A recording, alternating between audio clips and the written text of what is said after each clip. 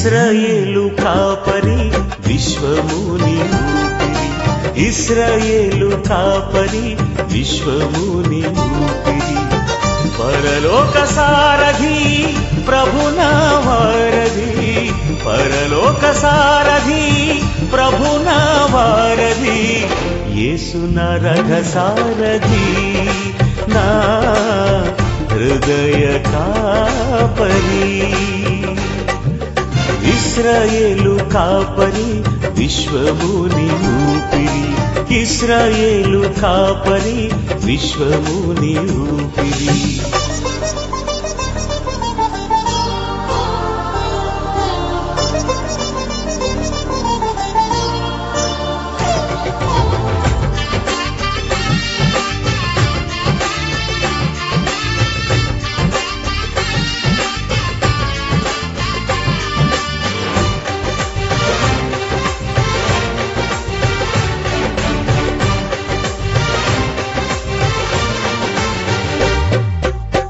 బబులోను బానిస బంధాలు తెంచి బాధలు లేని బ్రతుకునియా,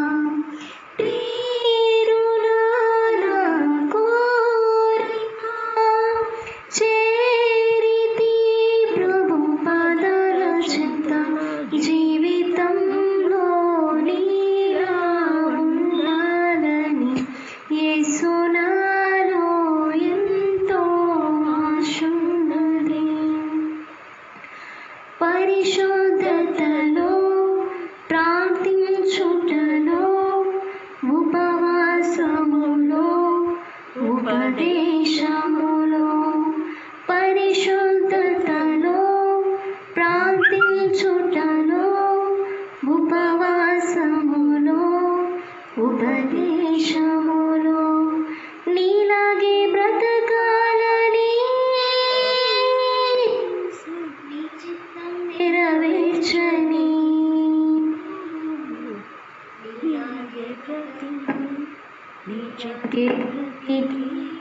నీ చిత్తం నెరవేర్చి నీ దరికి చేరాలని, నీలాగే బ్రతికి నీ చిత్తం నెరవేర్చి నీ దరికి చేరాలని,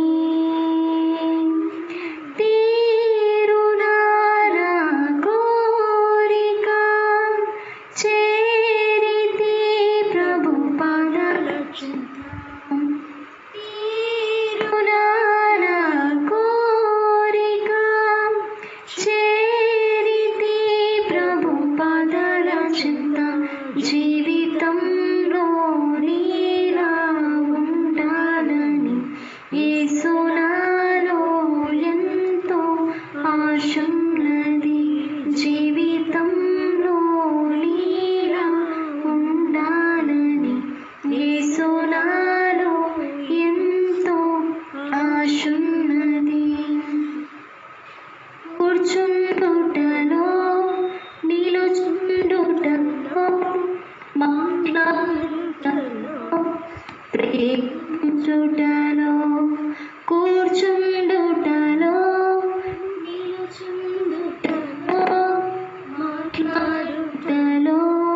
ప్రేమించుటలో నీలాగే నడవాలని యేసయ్యా, నీ చిత్తం నెరవేర్చని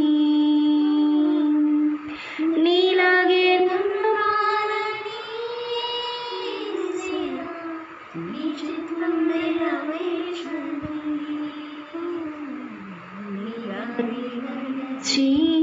నీ చిత్తం నెరవేర్చి నీ దరికి చేరాలని నీ చిత్తం నెరవేర్చి నీ దరికి చేరాలని తీరునా నా కోరిక చేరితే ప్రభు పాదాల చెంత తీరునా నా కోరిక చేరితే ప్రభు పాదాల చెంత జీవితంలో నీలా ఉండాలని యేసు నాలో ఎంతో ఆశున్నది జీవితంలో నీలా ఉండాలని యేసు నాలో ఎంతో ఆశున్నది. హల్లెలూయా. పరిశుద్ధ బైబిల్ నుంచి అపోస్తల కార్యము 16వ అధ్యాయం నుంచి 1 పౌలు దెర్బేకును లుస్త్రకు వచ్చాడు. అక్కడ తిమోతి అనే ఒక శిష్యుడు లేడు. అతను విశ్వసించిన ఒక యూదురాలి కుమారుడు, అతని తండ్రి గ్రీకు దేశస్థుడు. అతను లుస్త్రలోను ఇకోనియోలోను ఉన్న సహోదరుల వలన మంచి పేరు పొందినవాడు. అతను తనతో కూడా బయలుదేరి రావాలని పౌలు కోరి, అతని తండ్రి గ్రీకు దేశస్థుడని ఆ ప్రదేశంలోని యూదులకందరికీ తెలియదు కనుక వారిని బట్టి అతను తీసుకొని సున్నతి చేయించును. వారు ఆయా పట్టణముల ద్వారా వెళ్ళుచు యెరూషలేములో ఉన్న అపోస్తలులను పెద్దలను నిర్ణయించిన విధులను కైకొనుటకు వాటిని వారికి అప్పగించని కనుక సంఘమును విశ్వాసములో స్థిరపడి అనుదినము లెక్కకు విస్తరించుచున్నారు. దేవుని మీ అపారమైన ప్రేమ వాత్సల్య బాపుల బట్టి మీకు చెల్లిస్తాం తండ్రి. ఈ యొక్క దినవంతు మా ప్రభావ మీరు ఆత్మలో ప్రేరేపణ చేసి నడిపించిన ప్రతి ఒక్కరి బట్టి కొన్నాళ్ళు చెల్లిస్తాం దేవ. ఆత్మ నడిపింపు లేకపోతే ఎవరు ఇక్కడికి రాలేదు తండ్రి. మీ కరుణాపీఠంలో ఇక్కడ చేరిన ప్రతి ఒక్కరిని వారి కుటుంబాన్ని ఎత్తిపడుతున్నాం దేవ. కుటుంబ సమేతంగా వచ్చిన ప్రతి ఒక్క కుటుంబాన్ని మీరు దర్శించండి. వదిలిపబడిన గొడవల రక్తాన్ని పంపించమని ప్రార్థిస్తున్నాం. ఈ సమయంలో ప్రార్థనలో ఏకీభవించే వాళ్ళు తండ్రి, వాక్యం విన్నప్పుడు కూడా ప్రార్థనలో ఏకీభవించిన ప్రతి ఒక్కరిలో మీ రక్తాన్ని పంపించమని ప్రార్థిస్తున్నాం. మనుష్యాత్మ అపవిత్ర ప్లేస్ నామన గర్జించి పాత్రగా బంధించమని ప్రార్థిస్తున్నాం. దాని వాక్యం బయట వెళ్ళించినప్పుడే ఆత్మీయ మానసిక శారీరక రుగ్మత నుంచి విడిపించమని ప్రార్థిస్తున్నాం. ఏసియా వాక్యము వాక్షంతో మార్చమని ప్రార్థిస్తున్నాం. వాక్యము ద్వారా స్వస్థపరచండి, వాక్యము ద్వారా బలపరచండి, వాక్యము ద్వారా విశ్వాసంలో విధేయతలో ప్రేమలో పరిశుద్ధతలో స్థిరపరచమని ప్రార్థిస్తున్నాం దేవ. వాక్యము ద్వారానే ప్రతి బలహీనత లయపరచమని ప్రార్థిస్తున్నాం. వాక్యం ద్వారా పడిపోయిన ఆత్మను లేవనెత్తమని ప్రార్థిస్తున్నాం. ఆయన ఏసియా మీకే స్తోత్రం, మీకే స్తోత్రం, మీకే స్తోత్రం, మీకే స్తోత్రం, మీకే స్తోత్రం, మీకే స్తోత్రం, మీకే స్తోత్రం దేవ. వాక్యము శ్రద్ధగా ఉన్న ప్రతి ఒక్కరికి నాకుదే ఆత్మ సంబంధమైన ప్రతి ఆస్వాదం పొందుకులాగా మీకు ప్రార్థిస్తున్నాం. వాక్యం ఆలోచించి వాక్యాన్ని గ్రహించి వాక్యానుసారంగా జీవించాలి అని నిర్ణయం చేసుకున్న ప్రతి ఒక్కరు నా ప్రవర్తనే ఆత్మ సంబంధమైన ప్రతి ఆశీర్వాదం పొందుకోవడానికి మీరు కృప దయచేస్తుందుకు నీ గుణ ఆచరిస్తున్నాం. ఆధ్యాత్మిక విలువను స్వతంత్రించుకోవడానికి మీకు దయచేయమని ప్రార్థిస్తున్నాం. ఏసియా ఆత్మ నేత్రం చెరువులే, ఆత్మ చూడడం తెరవడతలే, ఆత్మ ప్రత్యక్షతలు మీరు దయచేయమని ప్రార్థిస్తున్నాం. ప్రతి వ్యాధి మీ నామంలో మీ రక్తంలో దేవా మీరు స్వస్థపరుస్తున్న విధానం బట్టి నీకు ఆచరిస్తున్నాం. ప్రత్యేక రీతిలో ఎంతో మంది బిడ్డలు నా ప్రభా మానసికంగా కృంగిపోతున్న వారికి మా ప్రభా సాతాను యొక్క కుయుక్తి నుంచి క్షర నుంచి విడిపించమని ప్రార్థిస్తున్నాం. ఏసియా సాతాను క్షర నుంచి విడిపించే దేవుడు మీరు మాత్రమే అందుకు ఆచరిస్తున్నాం. రాత్రి కాల సమయంలో మా ప్రభా చదవన లేఖను బాబును ఆశించి విరిచి మా అందరి జీవితాలు మీరు పరిపరిచేయమని మరొకసారి ఇక్కడ చేరిన ప్రతి ఒక్కరిని ఈ వాక్యమైన ప్రతి ఒక్కరి కుటుంబాన్ని ఆస్వాదించమని యేసు శక్తిగల నామమున ప్రార్థిస్తున్నాం తండ్రి. ఆమేన్, ఆమేన్, ఆమేన్. హల్లెలూయా. ఆఫ్ చేస్తున్నాను. విస్తరించుట. ఏంటి చెప్పండి? సంఘము విస్తరించుట. అంటే విస్తరించేటటువంటి జీవితం. సంఘం కానివ్వండి, కుటుంబాలు కానివ్వండి, మన జీవితాల్లో 2 విధాలైనటువంటి విస్తరణ గురించి మనం ధ్యానం చేసుకోబోతున్నాం. 2 విధాలైన విస్తరణ అంటే, ఒకటి ఆత్మ సంబంధమైన విషయాల్లో ఆధ్యాత్మిక విలువను స్వతంత్రించుకుంటూ విస్తరించే జీవితం, లేదా ఆత్మ సంబంధమైన ప్రతి ఆశీర్వాదం పొందుకోవడానికి మనము రోజు ఆధ్యాత్మికంగా బలపడే జీవితం, లేదా మన అంతరంగ స్వభావము లేదా అంతరంగ పురుషుడు అనుదినము నూతనమైన విధానంలో బలపరచబడేటువంటి విషయం. రెండవ విస్తరణ ఏంటి అంటే, మనము సహజంగా మానవుడు కాబట్టి ప్రతి మానవుడు స్టూడెంట్స్ అయితే తమ విద్యార్థులలో మార్క్స్ ఎక్కువగా రావాలని అనుకుంటారు కదా. ప్రతి మంత్లీ టెస్ట్ పెట్టినా అనుకోండి, క్వార్టర్లీ అనుకోండి, సెమిస్ట్రీలో, అప్పుడు ఎప్పుడు కూడా తక్కువనే అనుకోరు కదా, ఎప్పుడు ఇంతకంటే ఎక్కువ రావాలి అనుకుంటారు. అలాగనే శాలరీ తీసుకునే వాళ్ళు సంవత్సరం తమ శాలరీ పెరగాలి అనుకుంటారు. ఇంకా కూలీ వాళ్ళు కూడా ఒక్కొక్క సంవత్సరం వాళ్ళ కూలీని పెంచుతూనే ఉంటారు కదా. వీటన్నిటిలో మనం బాగానే ఎదగాలని ఇష్టపడతాం. మన పిల్లలు ఒక సంవత్సరము సరైన ఎదుగుదల లేకపోతే మనం ఎంత బాధపడుతున్నాం. అదే విధానంలో మన తండ్రి అనే దేవుడు కూడా మనం రోజు విస్తరించాలి అని, బలపడాలి అని, స్థిరపడాలి అని ఇష్టపడుతున్నాడు. హల్లెలూయా, హల్లెలూయా, హల్లెలూయా. మన పిల్లలు రోజు కొంచెం ఎదగకపోతే, అంటే రోజు ఎదిగేది మనకు అంతగా కనపడదు. చిన్న పిల్లలైతే 5 నెలలు పుట్టినప్పుడు బేబీ, 1 మంత్ బేబీ, 5 నెలలకు ఉండేటువంటి బేబీ ఎలాగో ఉంటారనేది చూస్తుంటారు. పుట్టినప్పుడు ఉండే అదే స్థితిలోనే 5 నెలలప్పుడు కూడా ఉన్నాడనుకోండి, వెంటనే పెట్టుకుంటారా? ఏం చేస్తారు? ఊరుకుంటారా? చెప్పండి. ఎంతమంది డాక్టర్ల దగ్గరికి పోతుంటారు. ఇంకా మూఢనమ్మకాల పల్లెటూరు వాళ్ళైతే తాయెత్తులు కడతారు, గొంతులకు చుట్టూ కడతారు, వాటికి ఊపిరి తిప్పుకోలేకుండా చేయవలసిన కార్యాలన్నీ చేస్తారు, దిష్టి తీస్తారు కదా, ఇంకా ఏమేమో మాట్లాడుతుంటారు. అదురాత్మ పట్టిందేమో, ఈ దురాత్మ పట్టిందేమో, శబ్దాలు వచ్చినాయి, ఎన్ని అనాలో అన్ని చేస్తుంటారు. కానీ ఆత్మీయ స్థితిలో మనం పోయిన సంవత్సరం అంతానే ఈ సంవత్సరం కూడా ఉన్నామేమో. మరి తండ్రి అనే దేవుడు ఎంత బాధపడతారు? ఆ తల్లి తన పిల్లలు ఎదగకపోతే ఎంత బాధపడి ఎంత మందికి చూపిస్తుంటది. తల్లి బాధ పక్కన పెట్టేస్తే పక్కన వాళ్ళు కూడా అంటుంటారు కదా. పక్కన వాళ్ళు చూసి, అరే ఒక 3 నెలల క్రితం ఇలాగనే ఉన్నారు, ఇప్పుడు కూడా ఇలాగనే ఉన్నారే, మీ పిల్లలకి ఏమి ఎదుగుదల లేదు పోవే, ఇంకా భయం లేకుండా కూడా భయం కలుగజేస్తారు. ఏమో ఉంటుంది, ఏం రోగం వచ్చిందో ఏమో అని ఊరికనే. మరి అలాంటిది మనం ఎప్పుడైనా మన ఇంటి పక్కన వాళ్ళు, మన ఇంట్లో వాళ్ళు, ముఖ్యంగా మన ఇంట్లో వాళ్ళు రోజు ఆత్మీయంగా ఎదుగుతున్నారా లేదని మనం కూడా చూడాలి. మనం ప్రార్థన ఎంత చేస్తున్నాం, ప్రార్థనలో ఎదుగుతున్నామా, వాక్య ధర్మంలో ఎదుగుతున్నామా అనేది మనం చూడాలి. అందుకే సంఘము విస్తరించడం అంటే వీళ్ళు ప్రతి ఒక్క రోజు కాదంట. చూడండి 5వ వచనంలో కనుక అనే మాట. కాబట్టి, కనుక, కానీ, అయితే అంటే పైవన్నీ మనం చదువుకోవాలి. ఇప్పుడు మన టాపిక్ సంఘము విస్తరించుట కాబట్టి ఇక్కడ పైవన్నీ మనం చెప్పుకున్న తర్వాత కనుక అంటున్నాడు. కనుక విశ్వాసమందు స్థిరపడి అనుదినము లెక్కకు విస్తరించుచుండెను. గమనించాలా, ఇక్కడ సంఘము విస్తరిస్తూ ఉంది.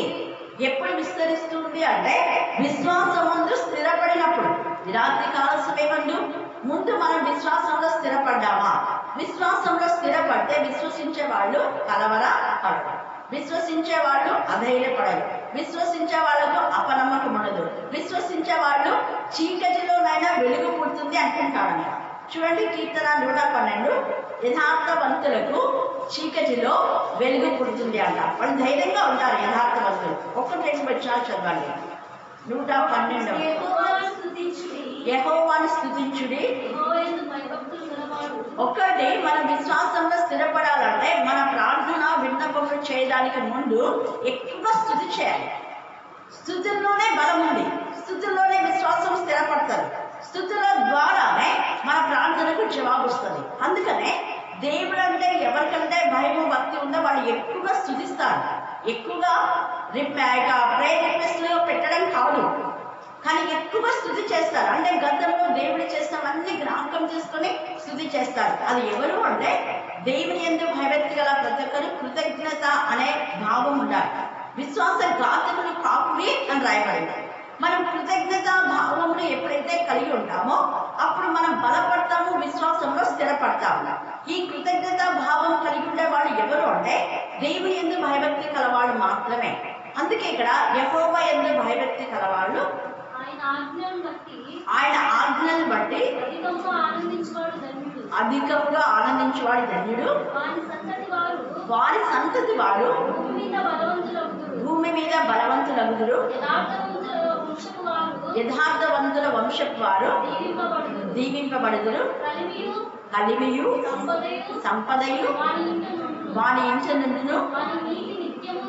ఎన్ని ఉన్నాయి చూడండి, ఇది కండక్ట్ చేయండి. వారి నీతి నిత్యము నిలుచును. యథార్థవంతులకు చీకటిలో, ఇది మీరు అండర్లైన్ చేసుకోండి, కండక్ట్ చేయండి. యథార్థవంతులకు చీకటిలో, చీకటి అంటే అప్పులు, ఆర్థిక సమస్యలు, వేదన, రోదన, వ్యాధులు, ఇవన్నీ చీకటి. చీకటి అంటే వచ్చారా? ఈ చీకటిలో అవమానము, చీకటిలో నిందలు, చీకటిలో ప్రతి సమస్య అయిన వలవలో మనం చిక్కుకొని పోయి ఉంటే ఇలాంటి కాలస్యమే ముందు వెనకైన దేవుడు నీతో ఏం మాట్లాడుతున్నా అంటే చీకటి అయినను నీకు చీకటి కాకపోవడం. యెషయా 58లో మన ఉపవాసము దేవునికి ఇష్టమైన ఉపవాసంగా ఉండాలి. చాలా మంది ఉపవాసం చేస్తున్నా భోజనం చేయకుండా అంటుంటారు. వేషధారణగా ఉండే ఉపవాసం దేవునికి ఇష్టమైన ఉపవాసం కాదు. నిజమైన ఉపవాసం మనం చేస్తే యెషయా 58 అంతా మీరు చదువుకుంటే మీ వెలుగు వేగోచుకలాగా ఉంటారంట. మీ నీతి మీ ముందు నడుస్తుంది. ఆ నీతే మీకు అప్పుల నుంచి విడుదల చేస్తుంది. ఆ నీతే మీకు ఆరోగ్యం తెచ్చిపెడుతుంది.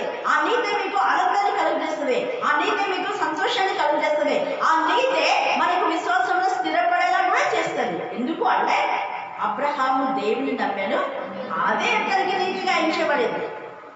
నమ్మకమే, యేసు నామములో నమ్మకమే, వాక్యం పైన నమ్మకమే, వాక్యమే బలం. అందుకే మనకు బలమైన దేవునికి ఆనందగానం చేయడి. కీర్తన 81 ఎప్పుడు మర్చిపోదు. కీర్తన 18 యెహోవా నా బలము. ఈ వాక్యమే మనకు బలం, ఈ వాక్యమే. అందుకే వినుట వలన విశ్వాసం కలుగును. వినుట క్రీస్తుల గురించిన మాటయే, క్రీస్తుల గురించిన మాటయే మన విశ్వాసాన్ని స్థిరపడదు. ఈ క్యారెక్టర్స్ మనకు ఉంటే చీకటిలో ఈ రాత్రి కాలస్యం చీకటిలో ఉన్నావా, ఏడుస్తున్నావా, కన్నీరు కాస్తున్నావా, బాధతో ఉన్నావా, వేదనతో ఉన్నావా, రోదంతో ఉన్నావా, చీకటి బ్రతుక ఒకవేళ ఏమైనా పర్వాలేదు. ఒకరంగా 3 ఆడపిల్లలు పుట్టినారు. మొన్ననే మనకు సాక్ష్యం చెప్పింది ఆమె. ఇక తర్వాత 3 ఆడపిల్లల తర్వాత ఆపరేషన్ చేయాలంటే కూడా చేయించలేదు సిస్టర్, మీరు ప్రార్థన చేయండి మేడం అని ఆమె ప్రతి మంగళవారం బుధవారం ప్రార్థన చేయించుకునేది. మనకు సాక్ష్యం కూడా చెప్పింది ఆమె. ఖచ్చితంగా దేవుడు సహాయం చేస్తాడమ్మా, దేవుడు అద్భుతకరుడు. కానీ మీరు కూడా నాకు చెప్పడం కాదు, మీరు కూడా విశ్వాసంతో ప్రార్థన చేయండి, వాక్యం ఎక్కువ చదివించుకోండి ఇదే నేను ఆమెకు చెప్పింది. అలాగే చేయడం ద్వారా అద్భుత రీతిగా దేవుడు ఆమెకు కుమారుని ఇచ్చారు. కానీ కుమారుడు పుట్టినాడని చెప్పినా కూడా వాళ్ళ నాన్న ఇంకా వారం రోజులు రాలేదంట. ఎందుకు? ఆడపిల్లని ఊరికట్లా ఇస్తున్నారేమో చూడండి, అలా ఉన్నారు కొంతమంది కదా. అలాగే ఆమె ప్రెగ్నెంట్గా ఉన్నప్పుడు కూడా చాలా రోజులు ఆమెతో మాట్లాడలేదని కూడా మనం విన్నాం. ఇవన్నీ వింటుంటాం. అయితే చీకటి ఏంటని తన బిడ్డకు చీకటి దేవుడు వెలిగిస్తాడు. ఇలాంటి ఎన్నో సమస్యలు అనే వలయంలో మనం ఉంటాం. మన విశ్వాసంలో స్థిరపడాలంటే మొదట మనము దేవుని యందు భయభక్తి కలిగి ఆయన ఆజ్ఞలను అనుసరించాలి. ఆయన ఆజ్ఞలను అనుసరించకుండా మేము బలులు అర్పిస్తున్నాం, మేము కానుకలు 500 ఇస్తున్నాం, వారం 1000 రూపాయలు ఇస్తున్నాం, లేకపోతే ఇన్ని ఇస్తున్నాం అన్ని ఇస్తున్నామని మనం చెప్తున్నాం. అవన్నీ వేస్ట్. ఎందుకంటే బలుల యందు ఆయన సంతోషించాడు. ఆజ్ఞను అతిక్రమించిన అప్పుడు ఎప్పుడు కూడా దేవుడు క్షమించాడు. అదే ఆజ్ఞ అతిక్రమం ఏంటి? పాపం. బలులు అర్పించకపోతే పాపం లేదు. ఉందా ఎక్కడైనా? బలులు అర్పించకపోతే పాపం లేదు. బలులు అర్పించకపోతే నీకు రావాల్సినటువంటి కొన్ని బ్లెస్సింగ్స్ పోగొట్టుకుంటావు, అంతే అక్కడ. అంతేగాని అదే కానీ మళ్ళీ బలులు అర్పించిన ద్వారా కూడా ఆశీర్వాదం రాదు. 2 ఉన్నాయి. ఒకవేళ నువ్వు విశ్వాసంతో బలులు అర్పించి ద్వారా కొంత దేవుడు నేను బ్లెస్ చేయవచ్చే కానీ అంతా కాదు. అయితే ఆజ్ఞను గైకొనడం ద్వారా నువ్వు బలులు అర్పించినా అర్పించకపోయినా ఖచ్చితంగా అర్పిస్తావు. ఆజ్ఞ ఉంది కాబట్టి కదా. ఆజ్ఞ అతిక్రమం పాపం కాబట్టి ఆజ్ఞను ఎవరైతే పాటిస్తారో వాళ్ళు ఖచ్చితంగా బలులు అంటే మన హృదయమే బలి అర్పణగా అర్పించాలి. అదే కదా. దేవుని ఆజ్ఞను గైకొనే వాళ్ళు ఎప్పుడు తమ ఆత్మ, మనసు, శరీరాన్ని అర్పించకుండా ప్రభు బిడ్డలుగా జీవించలేరు. అందుకే ఆయన నిజంగా ఆజ్ఞలను ఎవరైతే గైకొంటారో వాళ్ళు 100% ఏం చేస్తారంటే విరిగి నలిగిన హృదయంతో ప్రభు సన్నిధిలో చేరి వారి యొక్క పెదవులను, వారి యొక్క కన్నులను, వారి చెవులను, వారి చేతుల్లో, వారి నడక అన్ని ప్రభుకు అప్పగిస్తారు. తద్వారా దేవునికి మన దేహమై ఇంపైన సువాసన రాదు. హల్లెలూయా, హల్లెలూయా, హల్లెలూయా. ఇప్పుడు మనం చెప్పినవన్నీ కనుక అంటే ఇవన్నీ వెళ్ళి చేసినందు వలననే సంఘం అక్కడ విస్తరించిందంట. 16వ అధ్యాయం 1వ వచనం చదవండి. అపోస్తలుల కార్యము 16:1 వచనం. పౌలు దెర్బేకును లుస్త్రాకును వచ్చెను. అక్కడ తిమోతి అను ఒక శిష్యుడుండెను. అతడు విశ్వసించిన ఒక యూదురాలి కుమారుడు. ఇక్కడ తిమోతి వాళ్ళ మమ్మీ గురించి రాస్తున్నాడు. ఆమె ఒక మంచి విశ్వాసురాలంట. మళ్ళీ ఎవరు అంటే యూదులు. ఈ యూదులు చాలా మంది పౌలు వాక్యం చెప్పకుండా యేసు ప్రభుల వారిని సిలువ వేసి యూదులే ఎక్కువగా యూదులు, యూదా మత ప్రవిష్టులు అందరూ కలిసి యేసు ప్రభుల వారి బోధనలు ఇష్టపడకుండా చంపేశారు. యేసు ప్రభు చంపడం అలాగా పెట్టేస్తే యేసు ప్రభు నామం పేరిట అద్భుతాలు చేస్తున్న శిష్యులందరినీ కూడా వాళ్ళు చాలా చాలా బాధకు గురి చేశారు. అయితే ఈ రాశి కాల్సంలో మన జ్ఞాపకం అలాంటి వాళ్ళలో నుంచి పౌలు మారడం ద్వారా చాలా మంది యూదులు మార్చబడ్డారు. హల్లెలూయా, హల్లెలూయా, హల్లెలూయా. ఈ రాత్రి నీవు మారడం ద్వారా నీ వంశీకులు మారారా ప్రశ్న వేసుకుంటా. నీ కుటుంబీకులు కనీసం రాహబుని బట్టి రాహబు కుటుంబీకులు, లుదియాని బట్టి లుదియా కుటుంబీకులు కదా. మనం పోయినసారి చూస్తున్నాం, ఎవడైనాను తన సొంత ఇంటి వారిని సంరక్షించకపోయిన ఎడల అంటే రక్షణలో నడిపించకపోతే వాడు అవిశ్వాసి కన్నా చెడ్డవాడు అని అర్థం. వాక్యము ద్వారా రక్షణలోకి వాళ్ళని తీసుకురావాలి అని అక్కడ అర్థం. ఇక్కడ ఈ తల్లి విశ్వసించింది. ఈ తల్లి యొక్క విశ్వాసము కుమారులకు వచ్చేసింది. మళ్ళీ వాళ్ళు ఎలాంటి వాళ్ళు అంటే వాళ్ళు ఉన్నతమైనటువంటి స్థితిలో ఉన్నటువంటి వాళ్ళు. గ్రీసు దేశస్థులు అంటే తత్వజ్ఞానం తెలిసిన వాళ్ళు. అలెగ్జాండర్ ద గ్రేట్ కదా, మనకు తెలుసు అలెగ్జాండర్ గురించి కదా. ఆయన ఎంత జ్ఞానవంతుడో, తర్వాత ఆయన యుద్ధ వీరుడు కూడా కదా. ఇక్కడ గ్రీకు వాళ్ళంటే చాలా సంపద కలిగిన వాళ్ళు, జ్ఞానవంతులు, అన్ని తెలిసిన వీళ్ళు నిజంగా ఎంత విధేయతగా యేసు ప్రభు యొక్క మాటలకు లోబడి ప్రభు నామం నందు ఆమె విశ్వసించి తన కుమారుడు కూడా ఒక మంచి శిష్యుడుగా పౌలుకు తయారు చేసింది. హల్లెలూయా, హల్లెలూయా, హల్లెలూయా. దీనందరం తల్లి కుమారుడు చెప్పచ్చు. తల్లి కుమారుడు పౌలు పరిచర్యలో ఎంతగానో సహకరించినటువంటి కుటుంబం అని చెప్పచ్చు. అందుకే అతని తండ్రి గ్రీసు దేశస్థుడు అని చూస్తున్నాడు. అతడు లుస్త్రాలోను ఈకొనియలోను ఉన్న సహోదరుల వలన మంచి పేరు పొందినవాడు. మంచి పేరుంది, మంచిగా వాళ్ళు ఉన్నత స్థాయిలో ఉన్నారు, మంచి పేరు ఉంది. అయినా తగ్గించుకునే పౌలు పరిచయం చేస్తున్నాడు. చాలా పరిచయం చేశాడు తిమోతి. అందుకే ఇక్కడ రాస్తున్నాడు. తర్వాత రెండవది, అతను తనతో కూడా బయలుదేరి రావాలని పౌలు కోరి అతని తండ్రి గ్రీసు దేశస్థుడని ఆ ప్రదేశంలోని యూదులకందరికీ తెలియదు కనుక వారిని బట్టి అతను తీసుకొని సున్నతి చేయించను.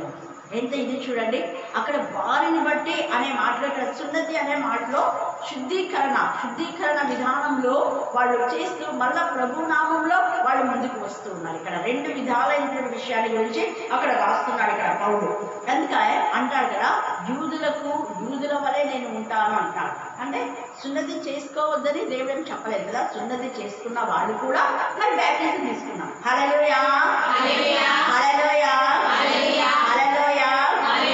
ఇది శరీర సంబంధమైన సున్నతి. శరీర సంబంధమైన సున్నతి హృదయ సంబంధమైన సున్నతి మీకు కలగచేయదు. శరీర సంబంధమైన సున్నతి ఉన్నా ఒకటే, లేకపోయినా ఒకటే అంటాడు. అలాగనే నామకు వస్తే బ్యాప్టిజం తీసుకున్నా ఒకటే, తీసుకోకపోయినా ఒకటే. అయితే ఆజ్ఞ అతిక్రమం పాపం కాబట్టి తండ్రి అయిన దేవుడు మీరు నీతి ద్వారా జన్మించాలి, ఆత్మ ద్వారా జన్మించాలి అని ఒక ఆజ్ఞను మనకు ఒక వాక్యము విడుదల చేశారు. కాబట్టి ఆ వాక్యానుసారంగా నీటి మూలంగా అంటే బ్యాప్టిజం మూలంగా, ఆత్మ మూలంగా అంటే పరిశుద్ధాత్మ ద్వారా అందుకే మన ఆత్మకు మనసుకు శరీర కల్మషం నుండి మనం పవిత్రంగా చేయబడాలంటే ఖచ్చితంగా శరీర సంబంధమైన సున్నతి కంటే హృదయ సంబంధమైన సున్నతి అవసరం. అలాగనే బ్యాప్టిజం అంటే ఊరికే ముంచడం ద్వారా సరిపోదు, కానీ మనస్సులు మారాలి. ఈ విషయాల గురించి పౌలు ఎక్కువగా వాళ్ళకు ట్రస్ట్ చేసి చెప్తారు. అందుకని అక్కడ ఆ మాట మాట్లాడుతూ ఉన్నారు. కనుక వారిని బట్టి అతన్ని తీసుకొని సున్నతి చేయించడం. వారు ఆయా పట్టణముల ద్వారా వెళ్ళుచు, చూడండి, ఆయా పట్టణం ద్వారా వెళ్ళుచు ఈ రాత్రి కాల సమయమందు వీరు అనేక ప్రాంతాలలో ప్రభువును ప్రకటిస్తున్నారు. మనం ఎన్నో ప్రాంతాలు వెళ్ళకపోయినా కనీసం మన ఇంటి ముందు ఇంటి వెనకాల మన బంధువులకు రక్తసంబంధికులకన్నా ప్రభు ప్రేమని తెలియజేస్తాం. ప్రభు యొక్క శక్తిని, ప్రభు యొక్క ప్రభావాన్ని మనం తెలియజేసే వారంగా ఉండాలి. అప్పుడే ఏమవుతుంది అంటే కనుక అనే మాటకు అర్థం వస్తుంది. అప్పుడే విస్తరణ, అప్పుడే నువ్వు ఆత్మీయంగా ఎదుగుతావు, నీ కుటుంబం ఆత్మీయంగా ఎదుగుతుంది. లుదియా ఒక్కటి బలపడడం ద్వారా అనేక మంది వారి కుటుంబీకులందరూ కూడా ప్రభులోకి వచ్చేసారు. అంటే వారి కుటుంబము విశ్వాసంలో స్థిరపడింది. ఇంకా వాళ్ళ బంధువులు అనుదినము చేర్చబడుతున్నారేమో మనకు తెలియదు. అందుకని ఇక్కడ రోజు రోజుకు ఆత్మను సంపాదించే భారంలో వారు ఉన్నారు. అందుకనే మొదటి కొరింథీ మనం చూస్తే 9వ అధ్యాయము మొదటి కొరింథీ అక్కడ 12 మీరు వచనం చదివితే ఒక లేఖన బాగుంది. ఇతరులకు మీపైన ఈ అధికారంలో పాలు కలిగిన ఎడల మాకు ఎక్కువ కలదు కదా. అయితే మేము అధికారమును వినియోగించుకొనలేదు. క్రీస్తు సువార్తకు ఏ అభ్యంతరమైనను కలుగచేయకుండుటకై అన్నింటినీ సహించుచున్నాము. ఆలయ కృత్యములు జరిగించువారు ఇంకా చాలా ఉంది అక్కడ. సువార్త ప్రకటించకపోతే నాకు శ్రమ అంటారు. అందుకని ఇక్కడ సువార్త ప్రకటించడం అది మా బాధ్యత. ఎన్ని ఆటంకాలన్నా మీరు చేయండి, మేము ప్రకటించకుండా ఉండలేము. ఈ రాత్రి మనం కూడా ఈ తీర్మానం చేసుకోవాలి. ఎవరు ఏమన్నా పర్వాలేదు, ఈమెకు సరిగా వాక్యం చెప్పడానికి రాదన్నా పర్వాలేదు, ఈమెకు ప్రార్థన సరిగా రాదన్నా పర్వాలేదు, ఈమెకు సాక్ష్యం చెప్పడం ఎలాగో తెలియదన్నా పర్వాలేదు. ఈ 3 మనకు ఉండాలి. ప్రార్థన చేయాలి, సాక్ష్యం చెప్పాలి, మనకు తెలిసిన వాక్యాన్ని ఇతరులతో షేర్ చేసుకోవాలి. హల్లెలూయా, హల్లెలూయా, హల్లెలూయా. ఎక్కువగా ప్రార్థన చేసినప్పుడే విస్తరణ వచ్చేది. అందుకనే అనేకుల ప్రార్థన ద్వారా మీరు మాకు అనుగ్రహించబడితే అన్నాడు పౌలు. ప్రార్థన ద్వారానే పేతురు ప్రార్థన, యేసు ప్రభు ప్రార్థన, పౌలు ప్రార్థన, వీరందరూ చెరలో ఉన్నప్పుడు ప్రార్థన చేశారు, బాధలో ఉన్నప్పుడు ప్రార్థన చేశారు, మంచిగా ఉన్నప్పుడు సంతోషంలో ప్రార్థన చేశారు. అలాగనే దావీదు కూడా కష్టంలో ప్రార్థన చేశాడు, బాధలో ప్రార్థన చేశాడు, నిందలో ప్రార్థన చేశాడు, వేదనలో ప్రార్థన చేశాడు. ప్రార్థన ద్వారానే అనేక ఆత్మలు ప్రభు సన్నిధికి వస్తాయి. అందుకని ఇక్కడ ఏమంటున్నా అంటే ఆ ప్రార్థన నామకు వస్తే ప్రార్థన ఉండకూడదు. హృదయపూర్తిగా విరిగి నలిగిన హృదయంతో మన ఆ ప్రాణాత్మ దేహమును తండ్రికి సమర్పించి సజీవ యాగంగా సమర్పించి ప్రార్థించినప్పుడు ఖచ్చితంగా నీ ప్రార్థనకు జవాబు వచ్చి అనేకులు రక్షణ పొందడానికి దేవుడు మార్గాన్ని సాధన చేస్తాడు. ఈ రాత్రి ఒక ప్రశ్న దేవుడు మన ముందు ఉంచుతున్నాడు. నువ్వు అనేకులను ఒకవేళ రక్షించకపోయినా కనీసం నీ ఆత్మనన్నా నువ్వు రక్షించుకునే స్థితిలో ఉన్నావా? చాలా మంది వాక్యం చెప్తూ ఉంటారు, సాక్ష్యం చెప్తుంటారు, ప్రార్థన చేస్తుంటారు, గంటలు దాడాయి పాడుతూ ఉంటారు, కానీ దేవునికి ఇష్టమైన బ్రతుకులు ఉండవు. దేవుడు ప్రశ్నించినప్పుడు ప్రశ్నకు జవాబులు ఉండదు. దేవుడు మన హృదయంలోకి తొంగి చూసినప్పుడు ఆకులాగా ఉన్నామేమో, వేషధారంగా భక్తి కలిగి ఉన్నామేమో, నిజమైన భక్తి లేదేమో, భక్తిలోని శక్తిని ఆశ్రయించిన వారుగా మనం ఉన్నామేమో. యేసయ్య ఆత్మతోను శక్తితోనూ వెళ్ళను అని లూకా 4లో మత్తయి 4లో కూడా రాయబడింది. ఈ రాత్రి కాలసిన శక్తివంతమైన ప్రార్థన మనం చేయగలిగినట్లయితే కనీసం నీ ఆత్మనన్నా నువ్వు నరకానికి వెళ్లకుండా కాపాడుకో అని వ్యక్తిస్తున్నాడు. నీకు నీవే ప్రశ్న వేసుకో అంటున్నాడు. చాలా మంది ఇలాగనే మాట్లాడతారు. కనీసం ఇతరులను రక్షించకపోయినా ఎవరికి వారైనా రక్షణలో ఉంటే చాలు బాబోయ్ అన్నట్టుగా ఉంది ప్రస్తుత సమయాన్ని. మన ఆత్మను మనమైనా కాపాడుకోగలిగితే చాలా మంచిదే. అందుకనే ఈ రాత్రి కాల సమయంలో విస్తరణ కలిగి మనం ఉండాలంటే ఎక్కువగా ప్రభు వాక్యంలో మనము ధ్యానం చేయాలి, ప్రార్థన చేయాలి, ప్రకటించాలి. అప్పుడు విస్తరణ అనేది జరుగుతూ ఉంది. తర్వాత మనం చూస్తే 2 కొరింథీ 11:2 తండ్రి అయిన దేవుడు పరిశుద్ధమైన కన్యకనగా మిమ్మల్ని ప్రదానం చేసిందని. కానీ సాతాను ఆ సరళత నుంచి మిమ్మల్ని తప్పించాడు. కాబట్టి సాతాను వ్యక్తిలో పడవద్దు. సాతాను అబద్ధం ఆడుట యెహోవాకు చేయమని తెలుసు. ఒక అబద్ధాన్ని కప్పిపెట్టడానికి 100 అబద్ధాలు, ఒక పాపాన్ని కప్పిపెట్టడానికి 100 పాపాలు వద్దు. దీని ద్వారా నీ ఆత్మను నరకానికే తీసుకువెళ్తున్నావు. ఆ నరకంలో ఈ 100 సంవత్సరాలు మనం కష్టపడితే దేవుడితో యుగములు నిరంతరం మనం సంతోషంగా ఉంటాం. ఈ రాత్రి కాల శ్రమలకు భయపడి అబద్ధం చెప్తున్నావా? సమస్యలకు భయపడి అబద్ధం చెప్తున్నావా? వద్దు. ప్రభువైన దేవుని పైన విశ్వసించు, కలవరపడద్దు. సమస్యలు ప్రభుకు అప్పగించు, వాటంతటికి అవే లైవ్ వేస్తాయి. వాక్యంతో నింపబడినప్పుడు సమస్యగా ఉండదు. ఈ యొక్క యాజకుల యొక్క పాదములు యోర్దాను నదిని తాకగానే ఏమైపోయింది? హైలైపోయింది, అస్సలు లేవపోయింది. వాక్యంతో నువ్వు నింపబడితే సమస్యగా ఉండదు. సమస్యని ఎక్కడ పడితే దేవుడు మనం మంచి ఉంటాం. అందుకే విస్తరించాలి నీ జీవితంలో అంటే, అభివృద్ధి చెందాలి అంటే, సంఘము విస్తరించిన జీవితం కానివ్వండి, కుటుంబాలు ఆత్మీయంగా విస్తరించే జీవితం కానివ్వండి, ఒకవేళ అనుదిన జీవితంలో మన యొక్క సర్వ సంపదలు ఆయన ఎందే గుప్తమై ఉన్నాయి. కాబట్టి ఆర్థిక స్తోమతలో మనం విస్తరించాలన్నా కూడా పరిశుద్ధతనే ముఖ్యం. పరిశుద్ధత అంటే సత్యమే.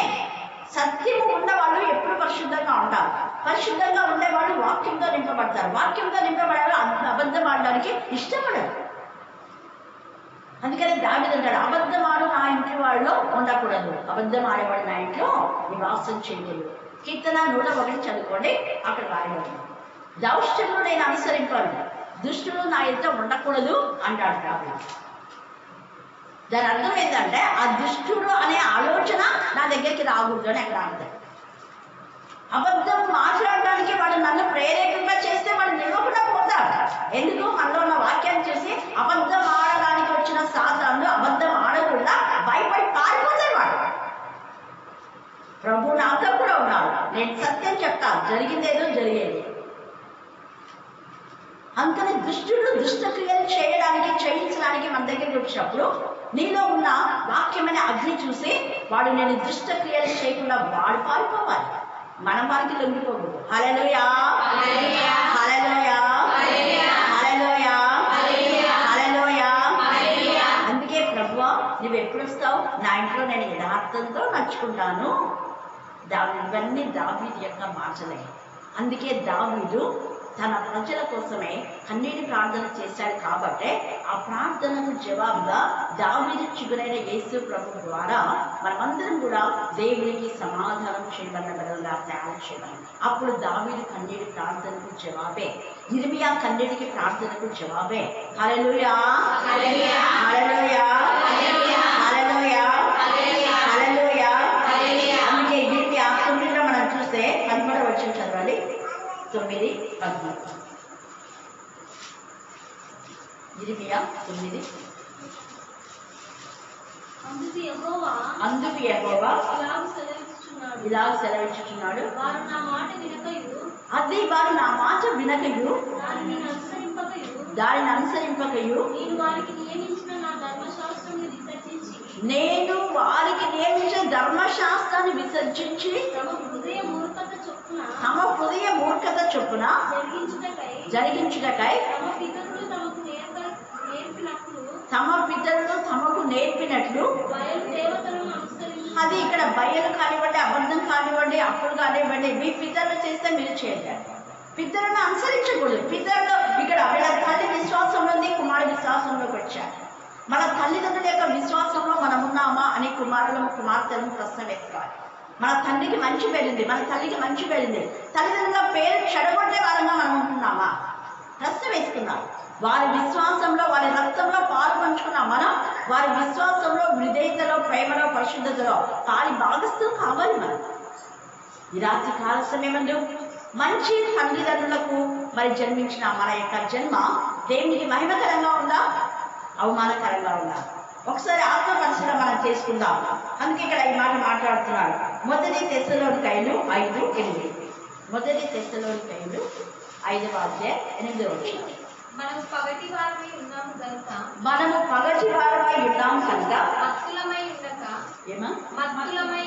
మత్తులమై ఉండక విశ్వాస ప్రేమలను అది ఇక్కడ కవచం ఇస్తున్నాడు. విశ్వాస ప్రేమలు అనే ఒక కవచం అంట.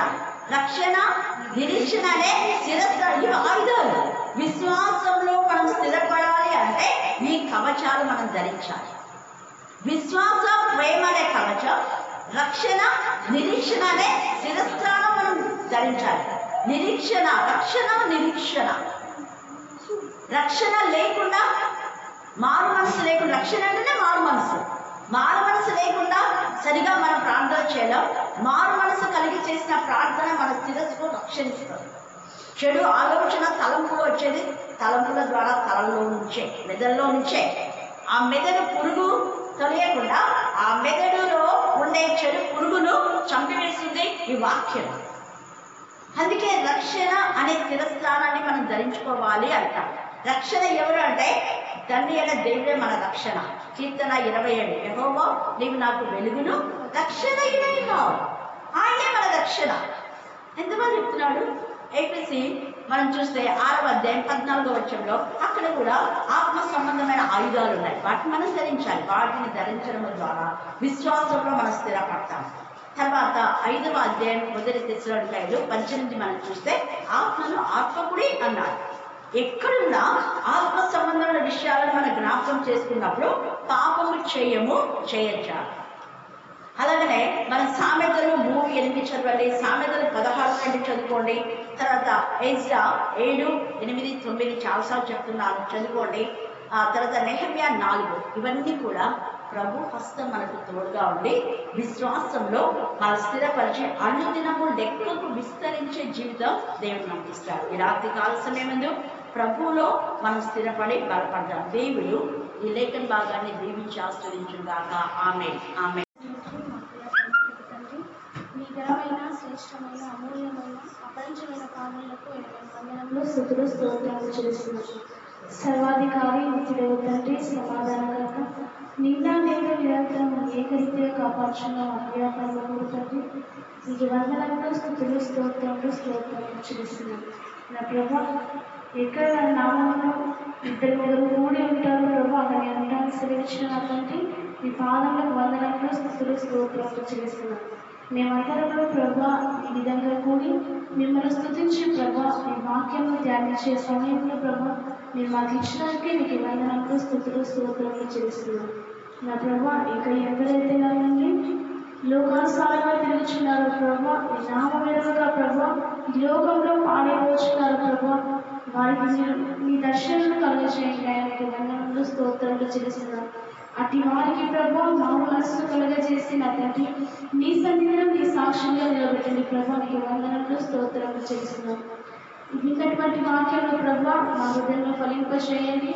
విని విడిచిపెట్టగా ప్రభా మా జీవితంలో మేము ప్రతినిత్యము జ్ఞాపకం చేసుకుంటూ మా జీవితంలో వినియోగించుకోవడం మీరు మాకు సహాయం చేయమని మా ప్రభు ప్రియ రక్షకులైన యేసుక్రీస్తు వారి పేరిట మా పరమ తండ్రి.